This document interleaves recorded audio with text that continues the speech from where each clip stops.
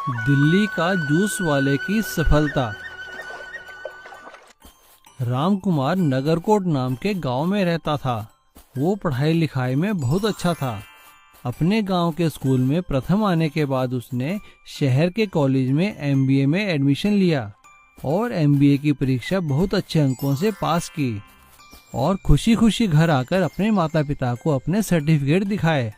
उसके सर्टिफिकेट और मेडल देखकर उसके माँ बाप बहुत खुश हुए। हाँ हाँ ठीक है, पढ़ाई में अव्वल आए हो, बहुत अच्छी बात है, हमें बहुत खुशी है। लेकिन अब आगे का क्या सोचा है भाई? ये आराम करने का समय नहीं है। जाओ शहर जाओ और कुछ काम करो। मैंने तुम्हारे दिल्ली वाले चाचा को कह दिया है, तुम 1-2 दिन में दिल्ली के लिए रवाना हो जाओ, वो तुम्हें कुछ काम धंधा सिखा देंगे। अपने पिता की बात सुनकर रामकुमार मायूस होकर घर के अंदर चला जाता है। उसकी माँ उसे प्यार से खाना खिलाती है और 1-2 दिन बीत जाने के बाद रामकुमार बस पकड़कर दिल्ली चला जाता है और दिल्ली जाकर अपने चाचा से मिलता है। चाचा जी प्रणाम। अरे रामकुमार, आगे बचुआ, आओ आओ बैठो। चाचा जी, वो पिताजी कह रहे थे कि आप कुछ हमें काम धंधा दिलवा देंगे। हाँ बेटा, देखा तो है 1-2 जगह तुम्हारी नौकरी का, कल ही चले जाना वहाँ पर। रामकुमार अपने चाचा की बताई हुई जगह पर नौकरी के लिए जाता है, लेकिन उसे अपने एमबीए होने का बहुत घमंड था। वो जहाँ भी नौकरी मिलती उसे अपने लायक नहीं समझकर मना कर दिया करता था। ये देखकर उसके चाचा ने रामकुमार के पिता से फोन पे बात की। सारी बातें सुनकर रामकुमार के पिता ने अपने भाई से रामकुमार को सबक सिखाने के लिए कहा। अगले दिन चाचा ने रामकुमार से कहा, अरे भाई रामकुमार, उठो उठो, चलो तुम्हें काम पर जाना है। चाचा जी, काम पर? नौकरी तो मेरी। हाँ हाँ मुझे पता है, चलो आओ मेरे जूस के ठेले पर चलो, आज से मैं तुम्हें काम सिखाऊंगा। क्या चाचा जी, जूस का ठेला और मैं? हाँ हाँ चलो भाई, कब तक यूं बैठे मुफ्त की रोटियां तोड़ते रहोगे, चलो उठो। रामकुमार बड़े ही मायूस मन के साथ अपने चाचा के जूस के ठेले पर काम करना शुरू कर देता है। लेकिन जूस के ठेले पर काम करते करते उसे उसमें बहुत आनंद आने लगता है, क्योंकि उसमें उसे एक अच्छी कमाई दिखती है और अपने एमबीए में पढ़े हुए पाठ याद आते हैं कि कोई भी काम छोटा या बड़ा नहीं होता, हम उसे छोटा या बड़ा बना सकते हैं। और अब रामकुमार ने अपने चाचा से कहकर अपने लिए एक अलग जूस का ठेला बनवा लिया और उस पर लिख दिया एमबीए जूस वाला। इस तरह रामकुमार अपने जूस के ठेले पर मॉडर्न तकनीक और साफ सफाई से जूस बेचने लगा और अब उसका जूस का काम काफी चल निकला, क्योंकि उसे अब मेहनत की कीमत पता चल गई थी और अब रामकुमार दिल्ली में एमबीए जूस वाले के नाम से जाना जाने लगा। उसने अपने चाचा जी का शुक्रिया अदा किया। चाचा जी, कॉलेज में तो मैंने सिर्फ किताबें पढ़ी है, जिंदगी का सबक तो आपने मुझे सिखाया है, आपका बहुत बहुत धन्यवाद। अरे बचुआ, धन्यवाद करना है तो अपने पिताजी का करो। और रामकुमार गांव जाकर अपने माता पिता का धन्यवाद करता है और उसके माता पिता खुश होकर उसे अपने गले से लगा लेते हैं। इसीलिए कहते हैं, हमें कोई भी अच्छा काम करने में शर्म नहीं करनी चाहिए। विशाल गाय का घर। राघव और रमोना अपने खेतों में दिन रात खूब मेहनत किया करते थे। उन दोनों का खेत पूरे गांव में सबसे सुंदर और सबसे अच्छी फसल दिया करता था। राघव और रमोना हमेशा दूसरों की मदद करने में हमेशा आगे रहते थे, इसीलिए लोग उन्हें पसंद भी बहुत करते थे। एक दिन खुदाई के दौरान रमोना को एक जोर की आवाज सुनाई देती है। वो राघव से कहती है, अरे ये आवाज कैसी? जरा इधर आओ। दोनों मिलकर देखते हैं कि उनके खेत के नीचे एक बहुत बड़ा गाय के रूप का घर है। उस घर को देखकर दोनों हैरान रह जाते हैं। राघव रमोना से कहता है, अरे आज से पहले इस घर को यहाँ कभी नहीं देखा, जरूर ये किसी ने यहाँ दफनाया है रमोना, हमें तो कुछ करना होगा। मुझे तो लगता है लोग हमारी फसल से जलने लगे हैं, कोई जरूर ये जादू टोना किया है हमारे खेत पर। मुझे भी कुछ ऐसा ही लगता है। चलो, मुझे शक है कि ये सीताराम ने किया होगा। चलकर उसके खेतों में आज रात ये दबा देते हैं, सारा का सारा दूध का दूध और पानी का पानी हो जाएगा। हाँ, ये तुमने ठीक कहा। दोनों मिलकर रात के अंधेरे में जाते हैं और वही बड़ा सा घर सीताराम के खेतों में दबा देते हैं। ऐसा करने के बाद अगले दिन जब वो अपने खेत पर लौट कर आते हैं तो देखते हैं कि सीताराम का खेत एकदम उजड़ चुका है। हाय राम, ये क्या? सीताराम भाई का खेत तो देखो पूरा उजड़ चुका है। कहीं ये हमारी कल की गलती की वजह से तो नहीं? राघव रमोना से कहता है, इसी ने ये घर हमारे खेतों में किया था। ये मत भूलो, अगर हमने ऐसा ना किया होता तो ये हमारे साथ हो रहा होता। चलो काम पर चलते हैं। दोनों पति पत्नी फिर से काम पर लग जाते हैं। उधर सीताराम रो रो कर बुरा हाल कर लेता है। हाय राम, ये मेरे साथ क्या हो गया? किसने किया ये मेरे साथ? राघव और रमोना जब सीताराम को देखते हैं तो उसका दुख उनसे देखा नहीं जाता और वो सारी बात सीताराम को बता देते हैं। क्या बात कर रहे हो राघव? मैं भला ऐसा क्यों करूँगा? और ये काम तुमने क्यों किया? चलो मेरे साथ, चलो अभी मेरे खेत में और वो गाय का घर बाहर निकालो। जरूर इसके पीछे कोई और है, मैंने ऐसा कुछ नहीं किया। अब तीनों मिलकर फिर से सीताराम के खेतों से वो गाय का घर बाहर निकालते हैं। उसमें एक दरवाजा था। जब उसे खोलते हैं तो वहाँ पर एक जादुई गाय बैठी हुई थी जो जोर जोर से हंसने लगती है और कहती है, ये तो मैं आजाद होने के लिए यहाँ पर आई थी तुम्हारे खेतों में और तुम दोनों एक दूसरे पर ही शक करने लगे। अब मैं आजाद हूँ, मैं तो चली। जैसे ही वो गाय आजाद हो जाती है, जादुई घर अचानक से गायब हो जाता है। सीताराम राघव को देखता है और राघव सीताराम से माफी मांगता है। दोस्त, मुझे माफ कर दो, तुम पर शक किया मैंने। न जाने ये जादुई गाय और ये घर कहाँ से आ गए थे। तुम तो जानते हो मैं किसी का बुरा नहीं करता, मगर आज मुझसे भी गलती हो ही गई। सीताराम राघव को माफ कर देता है और एक बार फिर से राघव और सीताराम अपने अपने खेतों में फिर से मेहनत पर लग जाते हैं और खुशी खुशी जीवन जीने लगते हैं। छगन और मगन बहुत ही शातिर ठग थे। वे दोनों इकट्ठे मिलकर लोगों को ठगा करते थे। वो दोनों बातें करने में इतने माहिर थे कि कोई भी इंसान उनकी बातों में आकर ठगा जाता था। अरे काका राम राम। अरे राम राम भाई, कौन हो, पहचाना नहीं? अरे काका, हम तुम्हारे जग्गू दादा के भग्गू भैया के बेटे हैं और पिताजी ने हमें तुम्हारे पास पैसे देने के लिए भेजा है। क्या कहा, पैसे? हाँ काका, ये लो पैसे और इस पर साइन कर दो ताकि हम पिताजी को दिखा सकें। और इस तरह से एक बुजुर्ग इंसान उनकी बातों में आकर उनके द्वारा दिए गए पेपर पर साइन कर देता है। वे दोनों उसे 10,000 रुपये देते हैं, लेकिन बदले में उसकी लाखों की जायदाद अपने नाम करवा लेते हैं और बाद में वो जायदाद एक फैक्ट्री मालिक को बेच देते हैं। जब उस बुजुर्ग को पता चलता है तो वो सिर पीटकर बैठ जाता है और इधर खरीदने वाला भी परेशान हो जाता है। लेकिन तब तक बहुत देर हो चुकी थी। वो दोनों उस गांव से भाग जाते हैं और शहर में जाकर एक होटल वाले को ठगने की सोचते हैं। छगन बहुत अच्छा खाना बनाता था तो इसलिए होटल मालिक उसे एक कुक की तरह नौकरी दे देता है और मगन वहाँ पे वेटर का काम करने लगता है। लेकिन इससे पहले कि वो होटल मालिक को ठग सके, एक पुलिस इंस्पेक्टर वहाँ पे खाना खाने आता है तो वो दोनों को पहचान जाता है। वो तुरंत पुलिस फोर्स बुलाकर दोनों को गिरफ्तार कर लेता है और दोनों को जेल में डाल दिया जाता है। एक दिन दोनों आपस में बात करते हैं। अरे छगन, कब तक जेल में बंद रहेंगे? कोई उपाय सोच यार। हाँ मगन, मैं भी सोच रहा हूँ क्या किया जाए जेल से बाहर निकलने के लिए। अरे देख, हम तो होटल वाले को ठगना चाहते थे ना, तो क्यों ना जेल में होटल खोलकर जेल वालों को ही ठगा जाए। वे दोनों जेलर के पास जाते हैं और जेलर से कहते हैं कि उन दोनों को बहुत अच्छा खाना बनाना आता है और वो दोनों जेल में एक रेस्टोरेंट खोलना चाहते हैं ताकि जेल की भी कमाई हो सके। उन दोनों की बात सुनकर जेलर कहता है, भाई छगन और मगन, तुम्हारा आइडिया तो सही है और हमारे पास सरकार की तरफ से तुम लोगों को सुधारने के लिए कई तरह की स्कीम्स भी हैं।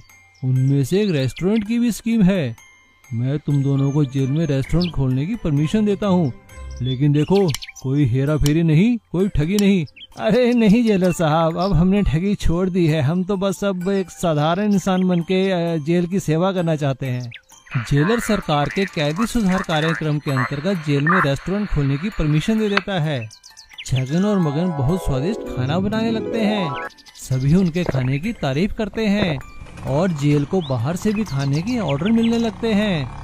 लेकिन एक दिन छगन और मगन अपनी स्कीम के अंतर्गत सामान लाने वाले व्यक्ति को पैसे देकर बाहर से नशे की दवा मंगा लेते हैं और जेल में दावत के बहाने खाने में वो दवा मिला देते हैं। लेकिन उसी दावत में शामिल होने जेलर का दोस्त इंस्पेक्टर विजय सिंह भी आता है, जिसे उन दोनों पर शक हो जाता है और वो खाना खाने का नाटक करता है और देखता है कि सभी के सभी बेहोश हो चुके थे। वो भी बेहोश होने का नाटक करता है और जैसे ही छगन और मगन जेल से भागने लगते हैं तभी वो वायरलेस से पुलिस फोर्स बुलाकर उन्हें पकड़वा देता है और उन दोनों को अलग अलग जेलों में बंद कर दिया जाता है ताकि दोनों मिलकर किसी और को ना ठग सकें। सुपर बाइक वाला चोर।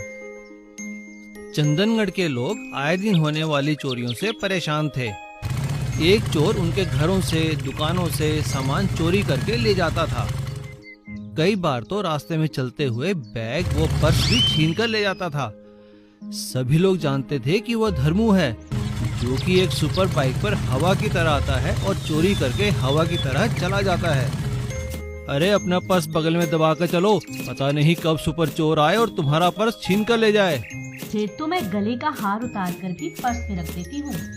वह औरत अभी हार उतार कर पर्स में रख ही रही होती है, तभी बाइक पर धर्मू आता है और कब उसके गले से हार छीन कर ले जाता है उन्हें पता भी नहीं चलता। वह दोनों बस शोर मचाते रह गए, चोर चोर पकड़ो, चोर चोर।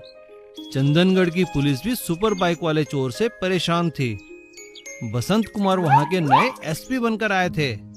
तुम लोगों को शर्म आनी चाहिए, एक चोर पूरे इलाके में चोरियां कर रहा है और तुम उसे पकड़ भी नहीं पा रहे। क्या करें सर, हमारे पास खटारा गाड़ियां हैं, जब तक वो चोरी करके निकल जाता है तब तक तो यह स्टार्ट भी नहीं होती। अपनी पुलिस टीम की यह बात सुनकर एसपी कुमार पुलिस डिपार्टमेंट से तेज भागने वाली जीप और मोटरसाइकिलें इशू करवाते हैं। एक दिन पुलिस को पता चलता है कि धर्मू गांव के मंदिर से सोना चुराने वाला है। वह लोग मंदिर आने जाने वाले सभी रास्तों की नाकाबंदी कर देते हैं। तभी धर्मू हवा की तरफ बाइक पर आता है और मंदिर से सोना चुराकर भागने लगता है। पुलिस वाले उसकी नई जीप और मोटरसाइकिल से पीछा करते हैं और आगे रास्ता रोक देते हैं। नाकाबंदी देखकर धर्मू अपनी बाइक का एक बटन दबाता है और उसकी बाइक हवा में उड़ने लगती है और पुलिस की नाकेबंदी को पार करके गायब हो जाती है। धर्मू हवा में उड़ता हुआ कहता है, क्या हुआ एसपी, मुझे पकड़ना चाहते हो? आओ आओ, पकड़ो पकड़ो, मुझे पकड़ने के लिए तुम्हें 7 जन्म लगेंगे। यह देखकर एसपी बसंत कुमार अपना सिर पकड़ लेते हैं और मन ही मन कहते हैं, मुझे सुपर चोर को पकड़ने का कोई उपाय करना होगा।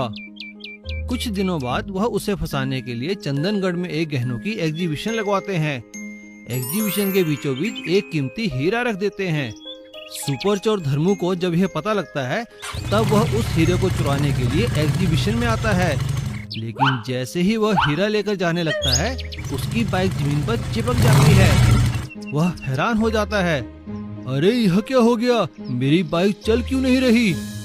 तभी वह उड़ने वाला बटन दबाता है, लेकिन उसकी बाइक उड़ती भी नहीं। तभी चारों तरफ से उसे पुलिस घेर लेती है और एसपी बसंत कुमार उससे कहते हैं, बच्चू, अगर तेरे पास सुपर बाइक है तो हमारे पास सुपर ग्लू है। ये हीरा तो तुझे फंसाने के लिए रखा था, इसके चारों ओर मैंने सुपर ग्लू बिछा दिया था जिससे तेरी बाइक चिपक गई है। और इस तरह एसपी बसंत कुमार की सूझबूझ से सुपर बाइक चोर धर्मू को पुलिस पकड़ लेती है और उसके द्वारा चुराया गया सारा सामान बरामद कर लोगों को वापस कर देती है। भोरगढ़ में किशन नाम का एक किसान रहता था जिसका एक ही बेटा था भीमा। भीमा को बचपन से ही डॉक्टर बनने का बहुत शौक था। वह जब देखो सफेद कोट पहनकर डॉक्टर डॉक्टर खेलता रहता था। एक दिन किशन अपनी पत्नी और भीमा के साथ मेला देखने गया। तभी भीमा बोला, पिताजी पिताजी, मुझे वह डॉक्टर वाला किट दिला दो ना, मैं भी डॉक्टर बनूंगा। अरे बेटा, खाली किट विट से खेलने से डॉक्टर नहीं बनोगे, पढ़ाई लिखाई में ध्यान दिया करो। ऐसा कहकर फिर भी वह भीमा को एक किट दिलवा देता है। भीमा पढ़ाई लिखाई में बिल्कुल भी ध्यान नहीं देता, वह तो बस डॉक्टर किट से खेलता ही रहता है। एक दिन वह चाय की दुकान पर बैठा था, तभी उसने अखबार में पढ़ा, मेडिकल का एडमिशन, रुपया 5 लाख दीजिए और डॉक्टर बनिए। भीमा यह पढ़कर खुश हो जाता है और अपने पिताजी से कहता है, पिताजी मेरा डॉक्टर बनने का सपना पूरा हो जाएगा, आप मुझे 5 लाख रुपए दे दीजिए। अरे भीमा तू पागल हो गया है क्या? तेरे डॉक्टर बनने के चक्कर में मैं अपनी जमीन भी बेच दूं। लेकिन तभी हमेशा की तरह भीमा की माँ कहती है, मैं कहती हूँ पैसे का इंतजाम कर दीजिए ना, कल को बेटा डॉक्टर बनेगा, पैसे लौटा देगा। किशन जमीन को गिरवी रखकर भीमा को 5 लाख रुपए देता है। भीमा गांव से शहर जाते हुए सभी लोगों से कहता है, देखो दोस्तों मैं जा रहा हूँ डॉक्टर बनने, एक दिन सफेद कोट पहनकर एम्बुलेंस में जरूर आऊंगा। कई साल बीत जाते हैं, तभी एक दिन किशन को भीमा का फोन आता है, पिताजी मेरी ट्रेनिंग पूरी हो गई है, मैं कल सुबह गांव वापस आ रहा हूँ। अगले दिन सुबह सभी लोग गांव की चौपाल पर भीमा का इंतजार करने लगते हैं। तभी देखते हैं कि वहां एक एम्बुलेंस आती है। लेकिन यह क्या, एम्बुलेंस को तो भीमा चला रहा था। वह एम्बुलेंस रोककर उससे उतर कर आता है। अरे वाह, मेरे स्वागत में तो सभी लोग खड़े हैं। तभी गांव के मुखिया बोलते हैं, लेकिन भीमा तुम तो डॉक्टर हो, तो एम्बुलेंस क्यों चला रहे हो? अरे नहीं काका, डॉक्टर की ट्रेनिंग सेंटर तो झूठा निकला, वह तो 5 लाख रुपए लेकर फरार हो गए, लेकिन मैं गांव क्या मुंह लेकर आता, इसीलिए मैंने एम्बुलेंस चलाना सीखा और अब मैं हॉस्पिटल में एम्बुलेंस चला रहा हूँ। देखो मैंने अपना वादा पूरा किया ना, यह देखो सफेद कोट, मैं सफेद कोट पहनकर ही एम्बुलेंस में आया हूँ। यह सुनकर सभी गांव वाले उस पर हंसने लगते हैं और किशन अपना माथा पकड़ लेता है और गुस्से में डंडा उठाकर भीमा को पीटने लगता है और कहता है, अरे मूर्ख, 5 लाख रुपए में बनकर भी आया तो क्या एम्बुलेंस का ड्राइवर। रमेश एक कंस्ट्रक्शन कंपनी में सुपरवाइजर का काम करता था और अपनी कंपनी में कंस्ट्रक्शन साइट पर लेबर का हिसाब किताब रखता था। वह अपना काम बड़ी मेहनत और लगन से करता था। सभी मजदूर और ऑफिसर उसकी तारीफ करते थे। रमेश अपने व्यवहार के कारण मजदूरों से अधिक काम ले लेता था। यह देखकर उसके ऑफिसर अमर ने कहा, रमेश हम तुम्हारे काम से बहुत खुश हैं। शुक्रिया सर, कंपनी ने तुम्हें एक्स्ट्रा बोनस दिया है। रमेश खुशी खुशी बोनस के पैसों से मिठाई लेकर घर पहुंचता है। अरे सुनीता मिठाई खाओ, मुझे कंपनी ने मेरे काम से खुश होकर बोनस दिया है। तभी अंदर कमरे से रमेश की पत्नी सुनीता का भाई कमल बाहर निकलता है। नमस्ते जीजा जी। अरे कमल कैसे हो तुम, कहो कैसे आना हुआ? सारा दिन घर पर बैठा मक्खियाँ मारता है, इसीलिए पिताजी ने आपके पास भेजा है कुछ काम के लिए। अगले दिन रमेश कमल को लेकर अपनी साइट पर पहुंचता है। तभी अमर उसे बुलाते हैं। रमेश देखो बरसात का मौसम शुरू हो रहा है, ऐसे में तुम्हें बाकी चीजों के साथ मच्छरों का भी ख्याल रखना होगा, साइट पर मच्छर न पैदा होने पाए। ठीक है सर, लेकिन इसके लिए मुझे एक आदमी रखना होगा। हाँ हाँ ठीक है, रख लो। सर मेरी बीवी का भाई गांव से आया है, क्या मैं उसे रख लूं? अमर रमेश को हाँ कर देता है और रमेश कमल को पूरी साइट और मजदूरों के रहने की जगह दिखाता है और वहाँ की साफ सफाई की जिम्मेदारी देता है और कहता है, कमल देखो पूरी साइट पर कहीं भी मच्छर ना पैदा होने पाए, उसके लिए तुम्हें जो उपाय करना है वह करो। कमल काम पर लग जाता है। वह कहीं भी पानी इकट्ठा नहीं होने देता, समय समय पर पूरी साइट पर मच्छर मारने वाला धुआं करता है और जहाँ पानी इकट्ठा होता है वहाँ पर मच्छर मारने की दवाई डालता है। एक दिन कंपनी का एक बड़ा ऑफिसर साइट पर आता है। उसी समय कमल मच्छर मारने की दवा छिड़क रहा था। मच्छर मारने वाले धुएं और दवा की बदबू से ऑफिसर नाराज हो जाता है और कमल को नौकरी से निकाल देता है। इसी तरह कई दिन बीत जाते हैं। साइट पर कोई साफ सफाई नहीं करता और मच्छरों की दवाई भी समय पर नहीं डालता। मच्छरों के पैदा होने से मजदूर बीमार होने लगते हैं और साइट पर काम का नुकसान होने लगता है। जब ये बात ऊपर कंपनी तक जाती है तो बड़े साहब अमर से पूछते हैं, अमर क्या बात है, मजदूर इतने बीमार क्यों पड़ रहे हैं? अमर कंपनी में सारी बात बताता है कि कैसे ऑफिसर ने सिर्फ बदबू के कारण कमल को नौकरी से निकाल दिया। अमर की बात सुन कंपनी का बड़ा ऑफिसर कमल से अपने व्यवहार के लिए माफी मांगता है। कमल, तुम्हारी वजह से साइट पर मच्छर पैदा नहीं हो रहे थे और सभी मजदूर स्वस्थ रह रहे थे।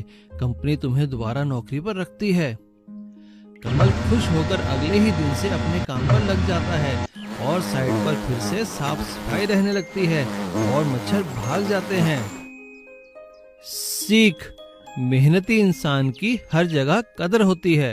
इलेक्ट्रिकल बॉयलर भट्टी। सुंदरनगर, जैसा नाम वैसा गांव। सुंदरनगर बहुत ही सुंदर गांव था।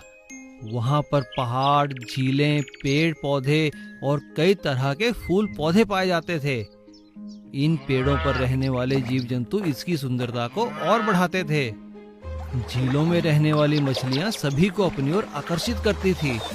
सुंदरनगर की नैसर्गिक सुंदरता को देखने जगह जगह से टूरिस्ट वहां आते थे। Wow, what a beautiful place, कितनी सुंदर जगह है, मेरा तो दिल करता है मैं यहीं रह जाऊं। सुंदरनगर में ऐसे ही रोज टूरिस्ट आते हैं। गांव के लोगों के लिए आमदनी का यह अच्छा जरिया था। लोगों ने जगह जगह छोटी छोटी दुकानें खोल रखी थी। सुंदरनगर को प्रदूषण से बचाने के लिए वहां पर इलेक्ट्रिक से चलने वाले वाहन चलते थे।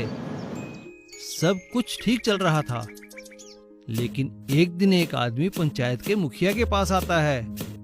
मेरा नाम शिव प्रसाद है, मैं आपके गांव के पास वाले जंगल में कत्था बनाने की एक फैक्ट्री लगाने वाला हूँ। मैंने इसके लिए सरकार से परमिशन ले ली है, बस मुझे आप लोगों का सहयोग चाहिए। हाँ हाँ, क्यों नहीं सर, आप लगा सकते हैं। बस 2 शर्तें हैं। एक तो आपको फैक्ट्री में गांव के लोगों को रोजगार देना होगा और दूसरी सबसे बड़ी शर्त, पेड़ों को सीमित मात्रा में काटना होगा। शिव प्रसाद मान जाता है और सुंदरनगर के आसपास के जंगलों में खैर के पेड़ काटकर कत्था बनाने का काम शुरू हो जाता है। गांव के लोगों को इसमें रोजगार भी मिलता है, लेकिन फैक्ट्री की भट्टी जो लकड़ी से चलती थी उसके उठने वाले धुएं के कारण धीरे धीरे सुंदरनगर की सुंदरता पर ग्रहण लगना शुरू हो जाता है। अब वहां आने वाले टूरिस्ट इस धुएं के कारण परेशान होने लगते हैं। अरे, हमने तो सुना था सुंदरनगर बहुत सुंदर है, लेकिन यहाँ तो काला काला धुआं छाया हुआ है। चलो चलो चलो, यहाँ से हम कहीं और घूमने चलते हैं। गांव के लोग इस समस्या को लेकर मुखिया के पास आते हैं। मुखिया जी, इस फैक्ट्री की वजह से हमारा सुंदरपुर अपना वजूद खोता जा रहा है। लेकिन यह भी तो सोचो, इस फैक्ट्री की वजह से कितने बेरोजगार लड़कों को नौकरी मिली है। वह सभी फैक्ट्री मालिक शिव प्रसाद को पंचायत में बुलाकर कहते हैं, शिव प्रसाद जी, बाकी सब तो ठीक है, लेकिन आपको भट्टी के प्रदूषण का कुछ करना होगा। देखिए मुखिया जी, भट्टी है या तो लकड़ी से जलेगी या तेल से जलेगी, आप बताइए मैं क्या कर सकता हूँ। तभी वहाँ खड़ा गांव का एक लड़का विक्रम बोल पड़ता है, सर मैं एक मैकेनिकल इंजीनियर हूँ, अगर आप इजाजत दें तो मैं आपकी फैक्ट्री में बिजली से चलने वाली भट्टी लगा देता हूँ, जिससे आपका काम भी हो जाएगा और धुआं भी नहीं फैलेगा। शिव प्रसाद मान जाता है।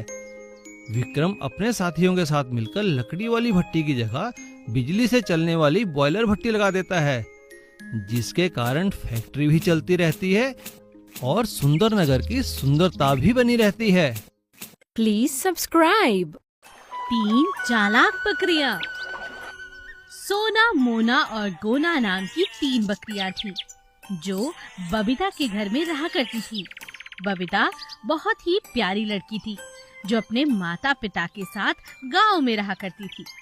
रोज शाम को बबीता स्कूल से घर आने के बाद बकरियों को चारा खिलाने के लिए जंगल की तरफ ले जाती। चलो आओ बकरियों, चलो जंगल की तरफ चलते हैं, आज खाने को बहुत कुछ मिलने वाला है। हरी हरी घास, बहुत सारे खीरे, मजा आ जाएगा। तीनों बकरियां बहुत आलसी थी। तीनों को हर रोज बबीता के साथ जंगल में जाना बिल्कुल पसंद नहीं था। एक दिन तीनों ने चालाकी करने की सोची। सोना बकरी ने मोना बकरी से कहा, ओ, मेरे तो सर में बहुत दर्द, आंखों से कुछ नजर भी नहीं आ रहा। मैं तो सोचती हूँ बबीता को कह दूंगी, इतनी दोपहरी में मैं नहीं जाने वाली जंगल। वो मेरे लिए आते हुए घास लेती आए, मैं वही खा लूंगी। दूसरी चालाक बकरी मोना ने कहा, मेरे भी पैर में बहुत दर्द है, लगता है आज जंगल जाना मुश्किल होगा। बबीता से बात करके देखती हूँ।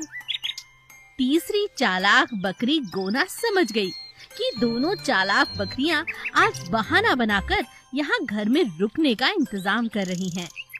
तीसरी ने भी बहाना मन ही मन सोच लिया और बबीता के आते ही जैसे ही सोना और मोना की रस्सी खोलने के लिए वो हुई, तो सोना और मोना ने अपना अपना बहाना बबीता से कहा। क्या कहा? तुम्हें दिखाई नहीं दे रहा? अच्छा, ये बात है। और मोना, ये क्या? तुम्हारे पैर में दर्द है? हाँ हाँ, ठीक है, तुम दोनों के लिए घास मैं घर में ही ले आऊंगी। तुम दोनों घर में ही ठहरना। तीसरी चालाक बकरी ने तुरंत बबीता से कहा, सुनो बबीता, अगर घर से सभी लोग चले जाएंगे तो इनका ख्याल कौन रखेगा? मैं चाहती हूँ इन दोनों का ख्याल रखूं। मुझे ज्यादा भूख नहीं है, थोड़े से खीरे लेती आना। इन दोनों को कोई जरूरत हुई तो मैं यहाँ हूँ, तुम निश्चिंत होकर जाओ। बबीता गोना की बात समझ जाती है और चुपचाप बाकी बकरियों को लेकर जंगल में चली जाती है। बबीता के जाते ही तीनों बकरियां जोर जोर से हंसने लगती हैं। चालाकी ही सही, धूप में जाने से तो बच गए।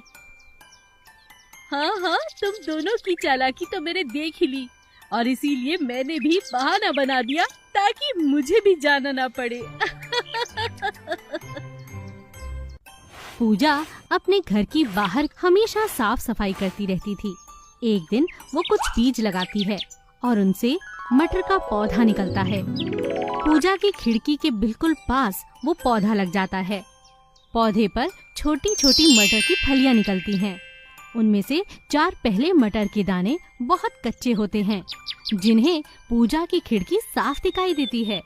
वो रोज पूजा का गाना सुनते हैं और मजा करते हैं। वाह, पूजा कितना अच्छा गाती है ना? हाँ, बहुत सुंदर। सभी को उसका गाना सुनने में बहुत मजा आता है, लेकिन एक मटर की फली का दाना सबसे ज्यादा पूजा को चाहता है। वो हमेशा खिड़की के पास पूजा का इंतजार करता रहता है। कब आएगी पूजा? सारा दिन निकल गया, आज वो नजर ही नहीं आ रही। एक दिन पूजा की तबीयत बहुत खराब हो जाती है।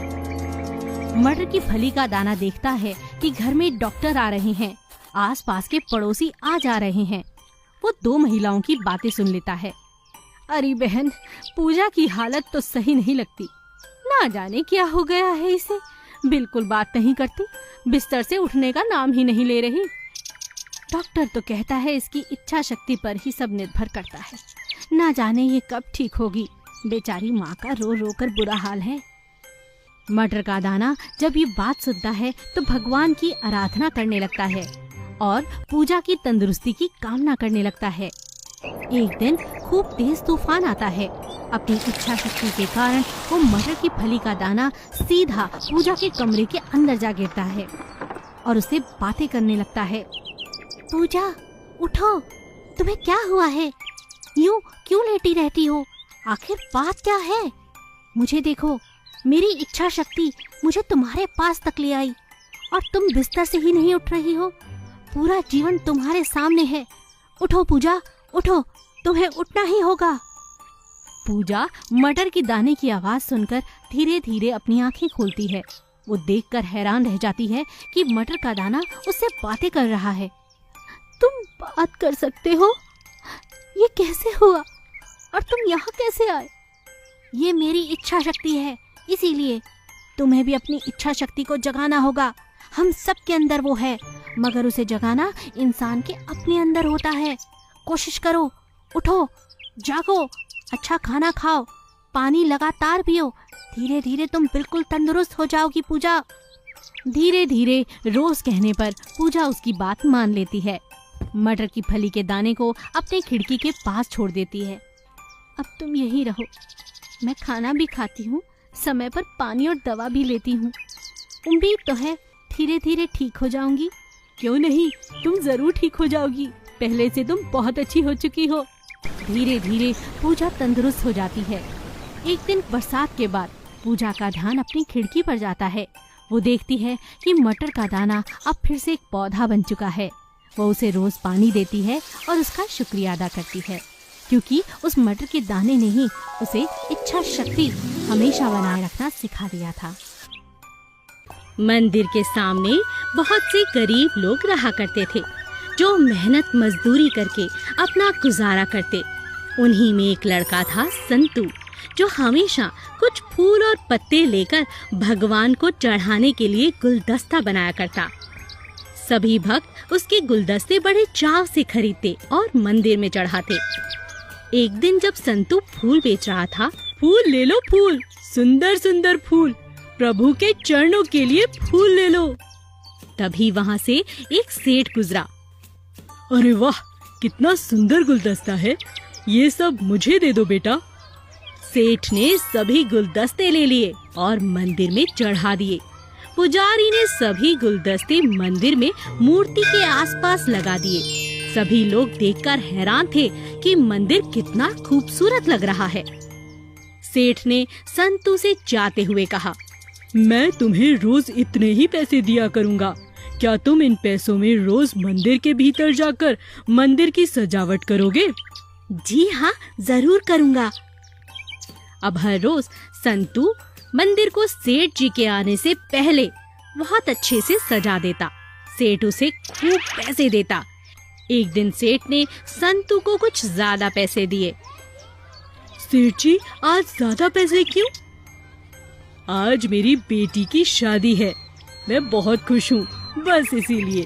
तुम रख लो, और हाँ, शादी में जरूर आना। संतू बड़ा सा गुलदस्ता लेकर शादी में पहुंचा। उसने देखा सेठ तो बहुत परेशान है। क्या हुआ सेठ जी? अरे बेटा, आज जो कारीगर सजावट के लिए मैंने बुलाए थे वो अभी तक नहीं पहुँचे, और जानते हो बारात आती ही होगी। संतू ने झट से पूरा घर सजा दिया। इतनी सुंदर सजावट की कि आने वाले बाराती सभी देखते रह गए। सभी संतू की तारीफ किए बिना नहीं रह रहे थे। अब एक एक करके सभी बड़े पैसे वाले लोग संतू को जानते थे और उसे अच्छा काम मिला। शादी में आए बहुत से लोगों ने संतू की तारीफ की और उसे खूब काम दिया। देखते ही देखते संतू अपनी मेहनत से करोड़पति बन चुका था और अब गरीबी उसे छू भी नहीं पा रही थी। लकड़ी का छाता। एक गांव में श्याम नाम का एक लकड़हारा रहता था। वो रोज जंगल जाता और वहां से लकड़ियां काट कर लाकर दरवाजा बनाने वाली फैक्ट्री में बेचा करता था। वो बहुत मेहनती, ईमानदार और अक्लमंद था। श्याम को पढ़ाई लिखाई का बहुत शौक था, लेकिन बचपन में गरीबी के कारण वो सिर्फ 5वीं कक्षा तक ही पढ़ सका था। इसलिए उसका ख्वाब था कि उसका बेटा सोनू पढ़ लिखकर बहुत अच्छा आदमी बने। श्याम ने अपने बेटे सोनू का एक अच्छे स्कूल में एडमिशन करा रखा था। वो दिन रात इसीलिए मेहनत करता था ताकि अपने बेटे सोनू को अच्छी से अच्छी शिक्षा दिलवा सके। श्याम का बेटा सोनू भी अपने पापा की तरह ही काफी अक्लमंद था और पढ़ाई लिखाई में हमेशा अव्वल आता था। पापा पापा, देखो मेरा सर्टिफिकेट, इस बार भी मैं क्लास में फर्स्ट आया हूँ। शाबाश बेटा, ऐसे ही लगे रहो। मुझे उम्मीद है कि तुम एक दिन मेरा नाम खूब रोशन करोगे। मैं तुम्हारी पढ़ाई लिखाई में किसी चीज की कमी नहीं आने दूंगा। सब कुछ सही चल रहा था, लेकिन एक साल काफी बरसात होने के कारण दरवाजा बनाने वाली फैक्ट्री को काफी नुकसान हुआ और मजबूरी में उन्हें अपनी फैक्ट्री बंद करनी पड़ी। ये सुनकर श्याम को बहुत दुख हुआ। श्याम बड़े दुखी मन से कंपनी के मालिक के पास गया। अरे साहब, मैंने सुना है कि आप कंपनी बंद कर रहे हैं। आप साहब ऐसा मत कीजिए, हम गरीबों का क्या होगा? हम लोग तो बर्बाद हो जाएंगे साहब। साहब हम कम पैसों में भी आपके लिए काम करने को तैयार हैं साहब। नहीं श्याम, ऐसी बात नहीं है, मुझे आप लोगों पे पूरा विश्वास है, लेकिन तुम मेरी मजबूरी को समझो। कंपनी बहुत घाटे में चली गई है और हमें मजबूरी में कंपनी बंद करने का फैसला करना पड़ रहा है। मैं तो तुमसे कहता हूँ कि तुम भी कोई नया धंधा शुरू कर लो। श्याम बड़े दुखी मन से अपने घर चला जाता है। अगले दिन सुबह बहुत तेज बारिश हो रही थी। वो देखता है कि उसका बेटा सोनू घर पर ही है, वो स्कूल नहीं गया। वो सोनू से पूछता है, अरे सोनू, आज तुम स्कूल नहीं गए बेटा? क्या बात है? आज तो तुम्हारा अंग्रेजी का पेपर था ना?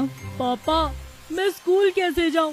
मेरे पास तो छाता भी नहीं है, बाहर इतनी तेज बारिश हो रही है।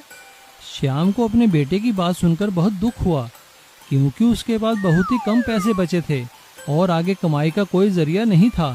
वो अपने बेटे को छाता कैसे लाकर देता? आग सेकते हुए बारीक लकड़ियां देखकर श्याम के मन में ख्याल आता है। श्याम रात भर जागकर बारीक लकड़ियों से एक बहुत ही सुंदर छाता बनाता है, जिसके अंदर बिल्कुल पानी नहीं आ सकता था। वो सुबह अपने बेटे सोनू को छाता देकर कहता है, ये देखो, मैंने तुम्हारे लिए एक लकड़ी का छाता बनाया है, इसमें तुम बिल्कुल नहीं भीगोगे। थैंक यू पापा। सोनू छाता देखकर बहुत खुश होता है और वो छाता लेकर स्कूल चला जाता है। उसका लकड़ी का छाता देखकर उसके सभी दोस्त बड़े खुश होते हैं और उससे पूछते हैं कि उसने वो छाता कहाँ से खरीदा है। और सोनू ने बताता है कि उसके पिताजी ने उसके लिए छाता खुद बनाया है।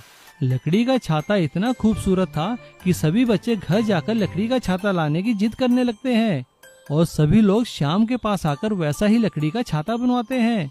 श्याम ने कुछ ही हफ्तों में काफी सारे लकड़ी के छाते बनाकर बेचे, जिससे उसकी खूब कमाई हुई।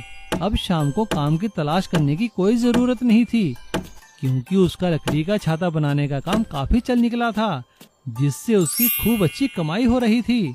और अब श्याम फिर से अपने परिवार के साथ खुशी खुशी रहने लगा। बांस चिकन बिरयानी वाला। वसीम और जमाल दो दोस्त थे। वो दोनों एक ही गांव के रहने वाले थे। एक ही साथ जंगल में बांस काटने के लिए जाते थे और रोज बांस लाकर बाजार में बेच दिया करते थे। वसीम भाई, आज हम दोनों जंगल के दूसरी तरफ नदी के उस पार जाएंगे। सुना है उधर बहुत बड़ी और लंबा बांस मिलता है। अच्छा जमाल, हम जा सकते हैं, लेकिन अगर नदी में बहाव ज्यादा हो गया तो हम वापस नहीं आ सकेंगे। अरे वसीम भाई, उससे पहले ही हम आ जाएंगे ना। चलो चलो, जल्दी चलो। ऐसा सोचकर दोनों दोस्त नदी पार करके जंगल के उस पार चले जाते हैं। दोनों मिलकर ढेर सारे बांस काटते हैं। बड़े बड़े लंबे बांस के पेड़ थे, इसीलिए सारे बांस इकट्ठा कर लेते हैं। लेकिन कुछ ही देर में बारिश होने लगी और धीरे धीरे से नदी में पानी का बहाव बढ़ने लगा। जब जमाल और वसीम गांव जाने के लिए नदी के पास आए, भाई जमाल, अब देखो क्या हुआ। नदी में पानी बढ़ गया है। अब हम उस पार नहीं जा सकेंगे। हाँ भाई, हम एक काम करेंगे, बारिश रुकने तक यहीं पर रुकेंगे। लेकिन उस रात को बारिश रुकने की नाम ही नहीं लिया। दोनों एक पेड़ के नीचे जंगल में ही सो गए। जब दोनों सुबह उठे, नदी में पानी कम हो चुकी थी। जब दोनों गांव वापस आए तो ये देखकर चौंक जाते हैं कि उन दोनों का घर बारिश की वजह से टूट जाते हैं। अरे वसीम भाई, ये क्या हो गया? अब हमारे पास घर भी नहीं है और खाना पकाने के लिए सामान भी नहीं है। आज से हम क्या खाएंगे? तुम घबराओ मत जमाल, हमारे पास बांस है ना, हम उसी से काम चला लेंगे। जब दोनों बांस बेचने के लिए मार्केट गए, वहाँ पर भी तूफान और बारिश की वजह से सारे दुकान बंद थे। उन दोनों को क्या करना था समझ में नहीं आया। तभी वसीम ऐसा बोला, जमाल, हम एक काम करेंगे, हम इस बांस में बांस की बिरयानी बनाएंगे। घर में जो कुछ भी बचे चावल और सामान है ना, हम उसी से बिरयानी बनाकर खाएंगे। चलो। आइडिया आते ही जमाल और वसीम बांस की बिरयानी बनाने में लग जाते हैं। बांस में चावल, चिकन, मसाले डालकर आग पे सेकने लगे। कुछ देर के बाद जब बांस पूरी तरह जल गई, तब वसीम और जमाल बांस में से बिरयानी निकालकर खाते हैं। अरे वाह वसीम, बिरयानी तो स्वादिष्ट है, लाजवाब है। जमाल, मैंने बिरयानी बनाना मेरे दादा से सीखा है। वसीम भाई, वैसे भी बारिश की वजह से हम बांस बेच तो नहीं सकते, क्यों ना हम बांस का बिरयानी बनाकर बाजार में बेचें? ऐसा सोचे और तुरंत बाजार में एक बांस की बिरयानी बनाने वाली ठेले को खोलते हैं। उनका स्वादिष्ट बिरयानी बहुत फेमस हो जाती है। वहाँ पर खाने के लिए दूर दूर से लोग आने लगे। अरे वाह भाई, आपका बांस की बिरयानी का तो जवाब ही नहीं है। कुछ ही महीनों में वसीम और जमाल मार्केट में अपना एक होटल भी खोलते हैं और खूब पैसे कमाने लगे। सूरजपुर नाम का एक गांव में संजय करके एक आदमी था। उसको देखकर सभी लोग बहुत हंसते थे और चिढ़ाते थे, क्योंकि उसको बिल्कुल मूंछ ही नहीं थे। संजय इसीलिए हर वक्त बहुत परेशान रहता था। एक दिन वह अपने दादाजी के घर आए, तभी उसके दादाजी ने पूछे, अरे बिटुआ, क्या बात है, तुम बहुत परेशान दिख रहे हो? दादाजी, सब लोग मेरा मजाक उड़ा रहे हैं, क्योंकि मेरा मूंछ ही नहीं है। आप ही मुझे कुछ आइडिया दे सकते हैं?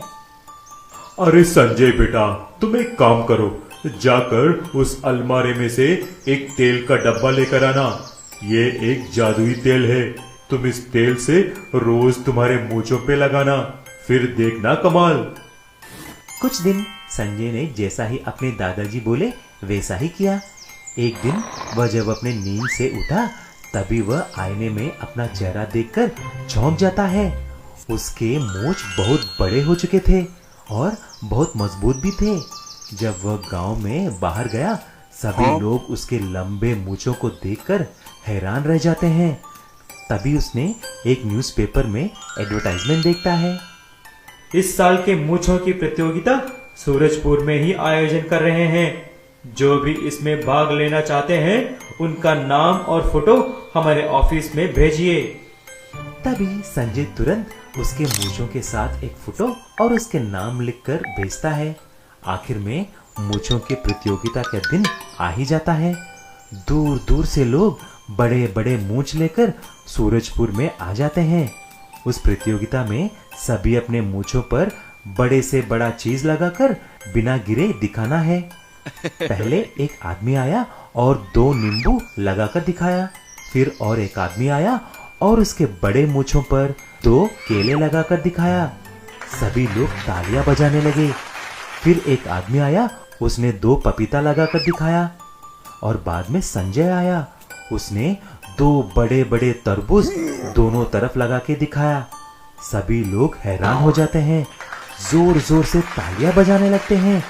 उस तरह संजय को पहला प्राइज मिल जाता है और साथ ही उसको 1 लाख रुपए भी मिलता है। संजय खुश होकर सबको ये बात बताता है। अरे देखो गांव वालों, मुझे सभी चिढ़ाते थे ना कि मुझे मूंछें नहीं है।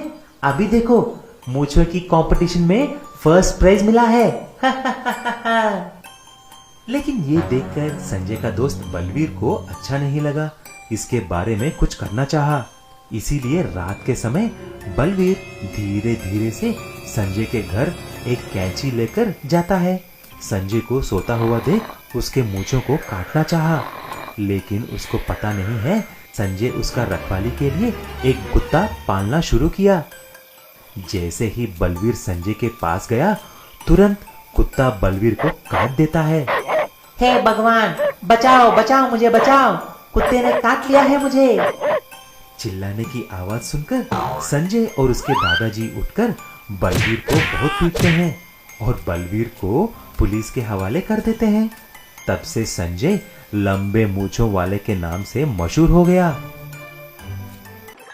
जादुई आम का घर।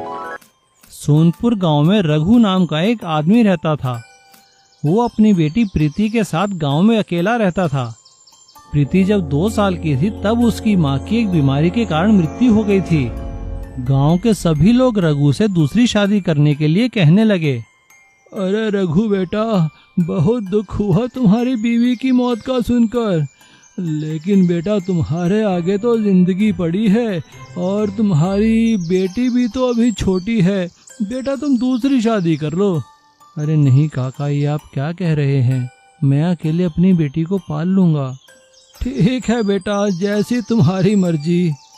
रघु अपनी बेटी को अकेले ही पालने लगा। देखते ही देखते काफी साल बीत गए। प्रीति अब 10 साल की हो गई थी। गांव के लोगों की देखा देखी प्रीति भी अब अपने पिता से दूसरी शादी करने की जिद करने लगी। अपनी बेटी की जिद के आगे रघु की एक ना चली। रघु ने सुनीता नाम की एक औरत से दूसरी शादी कर ली। देखने में तो सुनीता बहुत खूबसूरत थी, लेकिन वो बहुत ही लालची और गुस्सैल थी। वो रघु के पीठ पीछे प्रीति के साथ अच्छा बर्ताव नहीं करती थी और उससे घर का सारा काम करवाती और उसे पढ़ने भी नहीं देती थी। अरे अरे अरे, फिर से काम धंधा छोड़कर पढ़ने बैठ गई तू।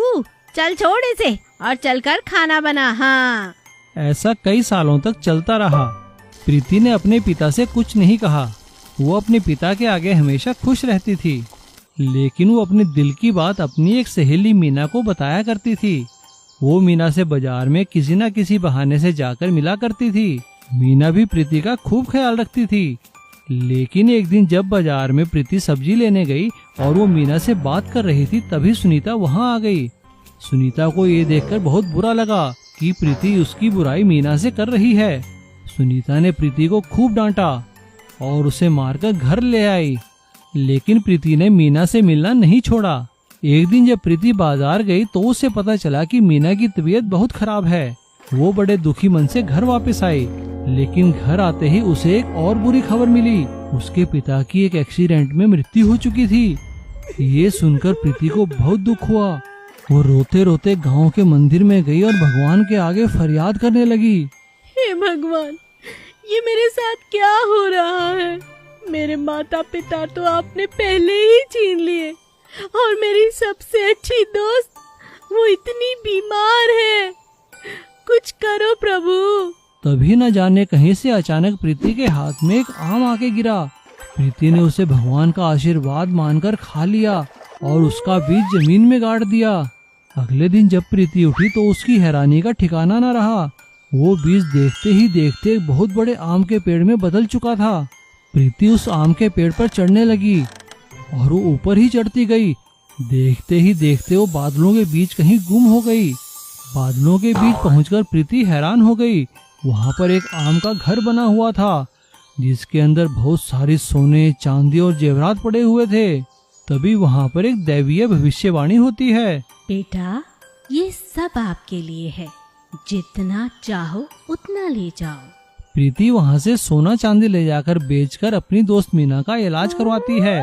कुछ ही दिनों में उसकी दोस्त मीना ठीक हो जाती है और प्रीति को भी एक अच्छी नौकरी मिल जाती है। और सुनीता को सभी गांव वाले प्रीति के साथ बुरा व्यवहार करने के कारण घर से निकाल देते हैं। अब प्रीति अपने घर में खुशी खुशी रहने लगती है और अपनी दोस्त मीना को भी अपने साथ ही बुलाकर रख लेती है।